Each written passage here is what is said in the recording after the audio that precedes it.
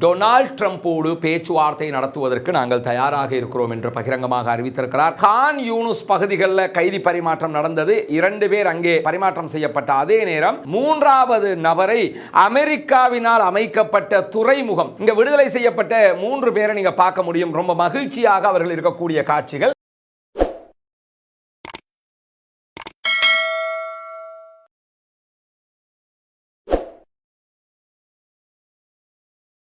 அஸ்ஸலாமு அலைக்கும் வரஹ்மத்துல்லாஹி வபரகாத்துஹு. அன்பிற்கினிய சகோதர சகோதரிகளை நம் அனைவர் மீதும் ஏக இறைவனுடைய அமைதியும் கருணையும் உண்டாகட்டுமாக என்கிற உயரிய பிரார்த்தனைகளோடு காசாவிலும் பாலஸ்தீன பெருநிலப்பரப்பிலும் தற்போது யுத்த நிறுத்தம் ஏற்பட்டு 14வது நாளாகவும் என்னவெல்லாம் நடக்கிறது என்கிற செய்திகளைத்தான் இன்றைக்கும் நாம் பார்க்க இருக்கிறோம். இன்றைக்கும் காசாவிலே பல முக்கியமான நிகழ்வுகள் நடைபெற்றிருக்கிறது. குறிப்பாக இன்று 14வது நாள் என்கிற காரணத்தினால் ஒப்பந்தத்தின் அடிப்படையில் ரஃபா கிராசிங் இன்றைக்கு திறக்கப்பட்டிருக்கிறது. ரஃபா பார்டர் இன்றைக்கு ஓபன் செய்யப்பட்டிருக்கிறது என்கிற மகிழ்ச்சியான செய்திகள் வெளியாகி இருக்கிறது. வளமையிலேயே இப்ப தற்போதைய நிலையில கைதிகள் பரிமாற்றம் நடக்கிறது மட்டுமல்லாம உள்ள உணவு பரிமாற்றமும் தேவையான மனிதாபிமான உதவிகளும் வந்து கொண்டிருக்கிறது. எனவே ரஃபா கிராசிங் திறக்கப்பட்டு தானே இருக்கிறது என்று நீங்கள் புரிந்து கொள்ள முடியும். ரஃபா கிராசிங்கினுடைய ஒரு பகுதி திறக்கப்பட்டிருந்தது. உள்ளே வர முடியும், உள்ளே இருப்பவர்கள் வெளியே செல்ல முடியாது என்கிற நிலையில் தான் அது ஓபன் செய்யப்பட்டிருந்தது. இன்றைக்கு உள்ளே இருப்பவர்களும் வெளியே செல்ல முடியும், தேவையை கருதி காரணங்களோடு வெளியே செல்ல முடியும் என்கிற அடிப்படையில் ஓபன் செய்யப்பட்டிருக்கிறது என்கிற தகவல்கள் தான் இன்றைக்கு வெளியாகி இருக்கிறது. குறிப்பாக இன்றைய தினம் பாலஸ்தீன விடுதலை போராளிகள் இஸ்ரேலுடைய பணைய கைதிகளை விடுதலை செய்த அதே நேரம் இஸ்ரேலும் பாலஸ்தீன கைதிகளை விடுதலை செய்திருக்கிறார்கள். இன்றைக்கு நீங்க பார்த்தீங்கன்னு சொன்னா இந்த கைதிகள் விடுதலை தொடர்பான வீடியோக்கள் அல் ஜசீரா லைவாக காட்டிக்கிட்டு இருக்கிறாங்க, குதுஸ் நெட்வொர்க் காட்டிக் கொண்டிருக்கிறார்கள், மற்ற பல ஊடகங்களும் ஒளிபரப்பிக் கொண்டிருக்கிறது. இன்றைக்கும் 2 இடங்களில் பாலஸ்தீன விடுதலை போராளிகள் கைதிகளை பரிமாற்றம் செய்தார்கள். முதல் இடமாக கான் யூனுஸ் பகுதிகளில் கைதி பரிமாற்றம் நடந்தது. 2 பேர் அங்கே பரிமாற்றம் செய்யப்பட்ட அதே நேரம் 3வது நபரை அமெரிக்காவினால் அமைக்கப்பட்ட துறைமுகம், தற்காலிக போர்ட் ஒன்று அமைச்சாங்களா இல்லையா, இடையில துறைமுகம் ஒன்று நாங்கள் உணவு கொடுக்க போறோம்னு ஒரு பிலிம் ஒன்றை காட்டினாங்க. அந்த துறைமுகம் அமைக்கப்பட்ட இடத்தில் வைத்து 3வது பணைய கைதியை அவர்கள் விடுதலை செய்தார்கள். அந்த வீடியோக்களை எல்லாம் நீங்க பார்க்கும்போது ஒரு ஆச்சரியமா இருக்கும். என்னன்னு கேட்டா, ஏன் இந்த 2 இடங்கள்ல மாறி மாறி ஒரே இடத்துல கொடுத்துட வேண்டியதானே என்கிற கேள்வி எழலாம். இதற்கு முன்பதாகவும் ஆட்களை மாறி மாறி வடக்கு காசாவில் கொடுக்குறாங்க, தெற்கு காசாவில் கொடுக்குறாங்க, சென்ட்ரல் காசாவில் கொடுக்குறாங்க. ஏன் இப்படி ஒவ்வொரு இடமாக மாற்றி மாற்றி ஆட்களை ஒப்படைக்கிறார்கள் என்கிற கேள்வி எழும். இதற்கான முதல் காரணமே என்னன்னு கேட்டா, காசா எங்கள் ஊர், எங்கள் கண்ட்ரோல்ல தான் அது இருக்குது என்கிறத வெளிநாடுகளுக்கும் சர்வதேசத்திற்கும் காட்ட வேண்டும் என்பதுதான் பாலஸ்தீன விடுதலை இராணுவத்தினுடைய அடிப்படையாக இருக்கிறது. ஏன்னா இங்க யுத்தம் நடந்தது, ஆனால் யுத்தத்தில் நாங்கள் தோற்கவும் இல்லை, எங்கள் இடத்தை நாங்கள் விட்டுக் கொடுக்கவும் இல்லை, எங்களுடைய பூமி எங்களிடத்தில் இருக்கிறது, இந்த யுத்தத்தில் நாங்கள் எந்த பகுதிகளையும் இழக்கவில்லை என்பதை காட்டுவதுதான் அவர்களுடைய நோக்கமாக இருப்பதை நாம் புரிந்து கொள்ள முடிகிற அதே நேரத்தில் இன்றைக்கு 183 பாலஸ்தீன அப்பாவிகள் விடுதலை செய்யப்பட்டிருந்தார்கள்.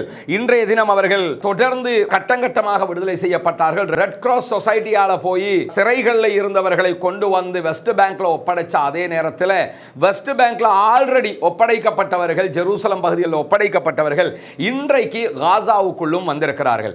அதே நேரத்தில் பாலஸ்தீன விடுதலை இராணுவத்தினால் விடுதலை செய்யப்பட்டவர்கள் உடனடியாக இஸ்ரேலுக்கு அழைத்து செல்லப்பட்டிருக்கிறார்கள். அங்கும் மக்கள் கொண்டாடி கொண்டிருக்கிறார்கள், இங்கும் மக்கள் வெற்றி கொண்டாட்டங்களை கொண்டாடி கொண்டிருக்கக்கூடிய காட்சிகளை நம்ம பார்க்கிற அதே நேரத்தில் பாலஸ்தீன விடுதலை இராணுவம் ஒரு அறிக்கையை வெளியிட்டிருக்கிறது. அந்த அறிக்கையில் அவங்க ஒரு முக்கியமான செய்தியை சொல்லியிருக்கிறார்கள்.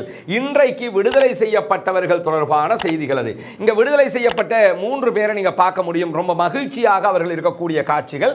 அதில் அவங்களுக்கு எந்த விதமான உடல் கோளாறுகளும் இல்லாமலேயே அவர்கள் இருக்கக்கூடிய காட்சிகள் இருக்கிறது மட்டுமல்லாம அவங்களை விடுதலை செய்யும் போது அவங்க பல விஷயம் ஒரு பேக்ல சில விஷயங்களை கொடுக்கறாங்க.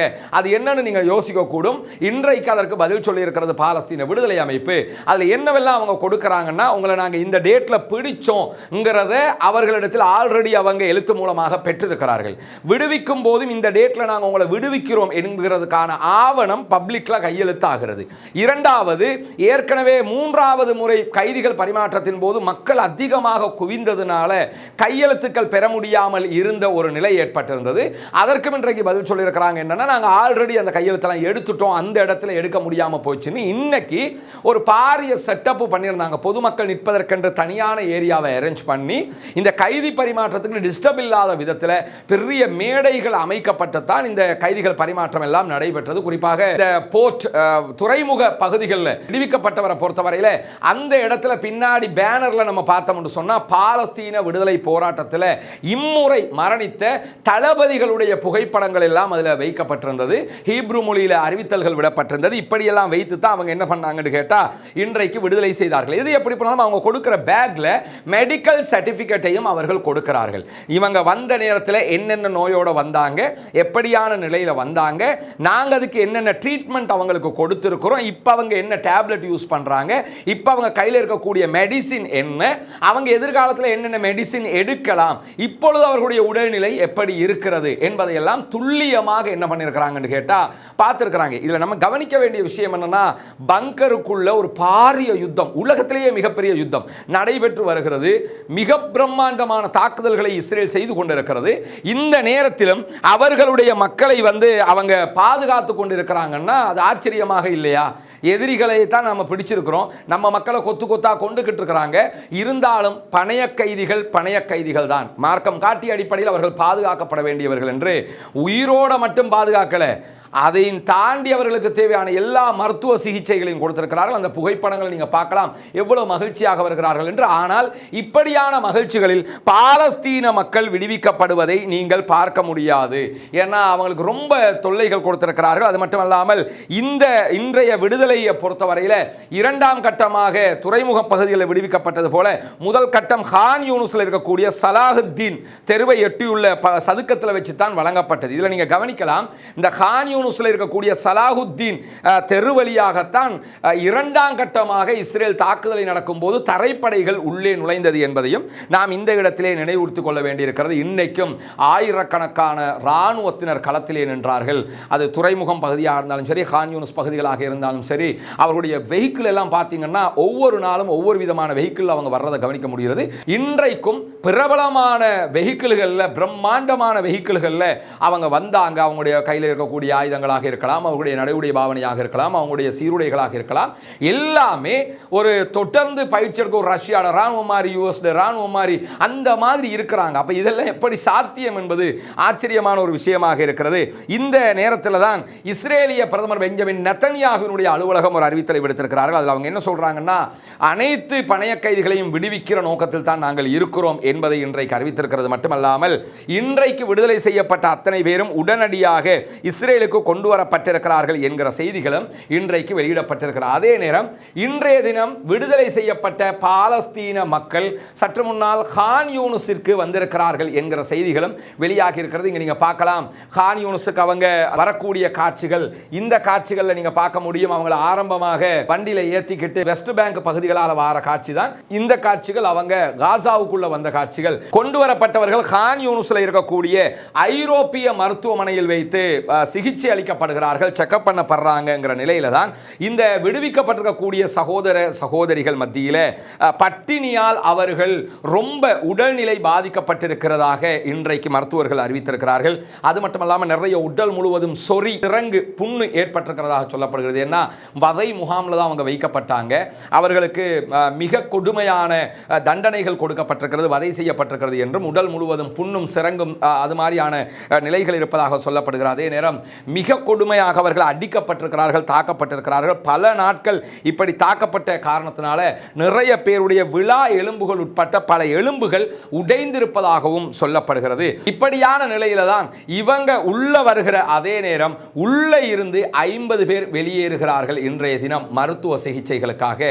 புற்றுநோயாளிகள், மிக பெரும் நோயில் இருக்கக்கூடிய மக்கள் என்று பல பேர் இன்றைக்கு வெளியாகிறார்கள். சிறுவர்களும் குழந்தைகளும் கூட உள்ளடக்கம். ரஃபா கிராசிங் வழியாக இவர்கள் வெளியேற்றப்பட்டு வெளியேற்றப்படுகிற அதே நேரத்தில் இவர்கள் எகிப்துக்கு உயர்தரமான மருத்துவ சிகிச்சைகளுக்காகத்தான் வெளியேற்றப்படுகிறார்கள் என்கிற செய்திகளும் இன்றைக்கு வெளியாகி இருக்கிற அதே நேரம் பாலஸ்தீன விடுதலை இராணுவத்தினுடைய ஷாத்தி பட்டாலியனுடைய தளபதி ஹைத்தம் குவாரிஜி அவர்களை ஏற்கனவே நாங்கள் கொன்றுவிட்டோம் என்று சொல்லி 2023 டிசம்பர் மாதத்திலேயே இஸ்ரேலிய ஆக்கிரமிப்பு அறிவித்திருந்த நிலையில் இன்றைய தினம் அந்த அறிவித்தலை விட்ரோ பண்ணியிருக்கிறார்கள். என்னன்னு சொன்னா அவங்க அறிவித்ததாக சொன்ன ஷாத்தி பட்டாலியனுடைய தளபதி ஹைத்தம் குவாரிஜி அவர்கள் உயிரோடு இருக்கிறார்கள் என்பது நிரூபணமாக இருக்கிறது. எனவே எங்களுடைய உளவு பிரிவு தந்த தகவல்கள் பிழையானது, நாங்கள் அதனை ஆய்வு செய்திருக்கிறோம், எனவே அதை விட்ரோ பண்ணிக் கொள்கிறோம் என்று இன்றைக்கு பின்வாங்கி இருக்கக்கூடிய செய்திகள் வெளியாகி இருக்கிற அதே நேரம் இன்றைக்கு வெளியாகி இருக்கக்கூடிய மிக முக்கியமான ஒரு செய்தி என்னவென்று சொன்னால், பாலஸ்தீன விடுதலை அமைப்பினுடைய தலைவர்களில் ஒருவராக இருக்கக்கூடிய தோஹா கத்தாரிலிருந்து செயல்படக்கூடிய பஸ்ஸாம் நாயிம் அவர்கள் விடுத்திருக்கக்கூடிய அறிக்கையில் என்ன சொல்லியிருக்கிறார்னா,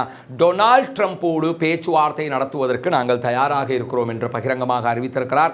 டொனால்ட் ட்ரம்ப் தொடர்ந்தும் பல கருத்துக்களை சொல்லி வந்தாலும் ட்ரம்பினுடைய நடத்தைகளில் எங்களுக்கு சில நம்பிக்கைகள் இருக்கிறது என்று சொல்லியிருக்கிறார். ஏன்னா 2017 அந்த காலப்பகுதிகளில் டொனால்ட் ட்ரம்ப் ஆட்சியில் இருக்கும்போது ஜெருசலத்தை இஸ்ரேலுடைய தலைநகராக அவர் அறிவித்தாலும் இது தலைநகராக அறிவிக்கப்பட்ட அடுத்த கணத்தில் இருந்து தனி நாடு என்கிற அந்த விவகாரத்திலையும் அவர் தலையிட்டிருந்தார் என்கிறத சுட்டி காட்டியிருக்கக்கூடிய பஸ்ஸாம் நாயிம் அவர்கள், எனவே நாங்கள் நேரடியாக ட்ரம்ப் விரும்பினால் ட்ரம்போடு பேச்சுவார்த்தை நடத்துவதற்கு தயாராக இருக்கிறோம். அவருடைய இந்த நடத்தைகள் சில நம்பிக்கைகளை தருகிறது. என்னன்னா, ஜோ பைடன் இந்த யுத்தம் ஆரம்பிக்கப்பட்ட கடைசி நிமிடம் வரைக்கும் சமாதானம் சமாதானம் என்று ஏமாற்றி வந்த நிலையில் டொனால்ட் ட்ரம்ப் தான் மிக தெளிவாக அந்த ஏமாற்றத்தை முறையடித்தார், இந்த சமாதான உடன்படிக்கையை கொண்டு வந்திருந்தார். எனவே டொனால்ட் ட்ரம்பை நம்புவதற்கு வாய்ப்பு இருக்கிறது, எனவே நாங்கள் பேச்சுவார்த்தைக்கு தயார் என்கிற செய்தியும் சொல்லியிருக்கிறார்.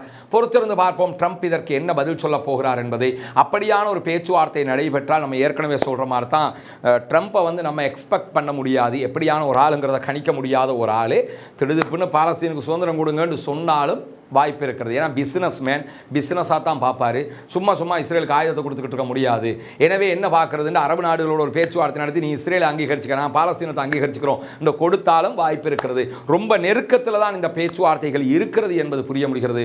வல்ல ரஹ்மான் தான் இவை அத்தனையும் சாத்தியப்படுத்த வேண்டும். பாலஸ்தீனம் வெற்றி பெற வேண்டும், பாலஸ்தீனம் சுதந்திரம் அடைய வேண்டும், பாலஸ்தீன மக்களும் நம்மை போன்று சுதந்திரமானவர்களாக மாற வேண்டும் என்கிற உயரிய பிரார்த்தனைகளோடு பாலஸ்தீன மக்களுக்காக ஜனநாயக ரீதியில் எப்போதும் குரல் எழுப்புவோமாக. வாஹிர் தஅவானா அல்ஹம்துலில்லாஹி ரப்பில் ஆலமீன்.